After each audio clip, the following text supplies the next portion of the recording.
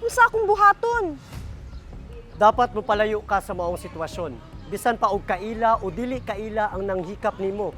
Ang importante luwas ka. Pwede po kamo adto sa dagang tawo para makapangayo og tabang. Pwede po nimo i-document ang mga panghitabo. Waan nimo og litrato, video para ma-report kini sa pulis. Pero kausa raman to niya gibuhat. Bisan pa og kausa niya gibuhat, dapat gyud ning i-report sa pulis para wala na laing mabiktima niini. Kay sa Republic Act 11313 nagaingon, dapat kitang magpakabana para luwas ang atong katilingban. Amping!